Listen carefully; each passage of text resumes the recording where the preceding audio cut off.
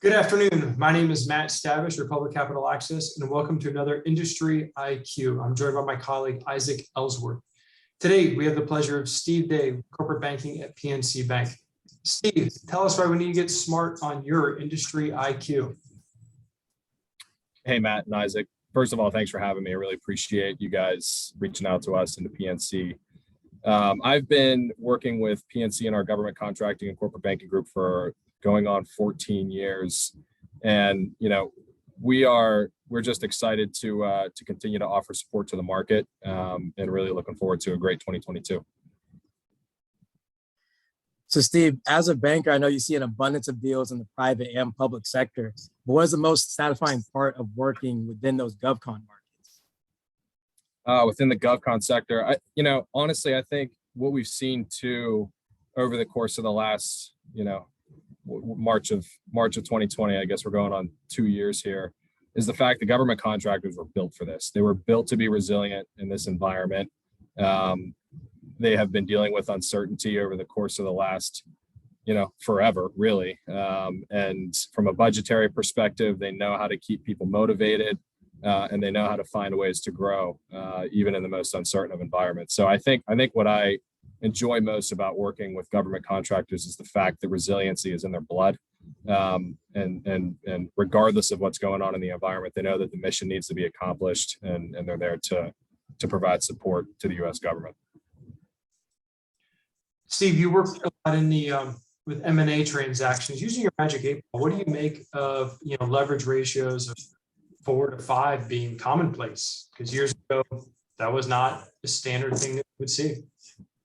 Yeah, Matt, it's a good question. I think we have seen leverage continue obviously to tick up, especially at the larger end of the scale, with companies having the opportunity to access relatively cheap capital.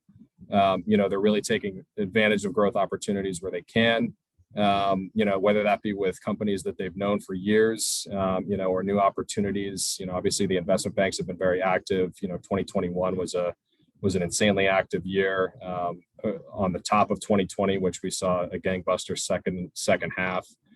So really, we kind of see things continuing.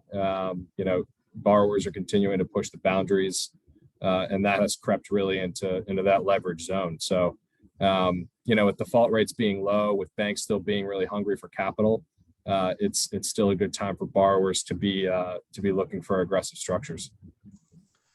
Going along with that, one of the things that we've seen more often is more small businesses or mid-sized businesses being involved in levered M&A deals. How are you guys evaluating that on those deals that are coming across your desk?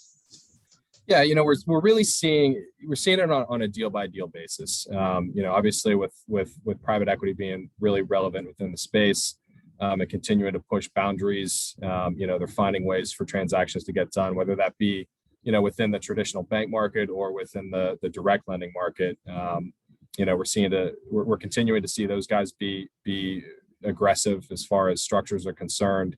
And though they might be a little bit more expensive, might be able to be a little bit more creative on the structure side than the banks. That said, we take a look at everything. We provide perspective where we can, and we try to pull borrowers into a more relationship mindset, with an understanding of this is more than just one transaction. You are in growth mode. You're going to need, continued capital, continued relationship. And that's what we're here to provide, which is a relatively conservative but appropriate structure for M&A transactions, that enable growth and on a conservative basis that can help borrowers deal with any hiccups that they see along, either integration paths, or growth strategies, especially when you're in that, smaller end of the middle market or small business. One hiccup can equal a large need of a strategy shift. So that's what we're here for, to help guide.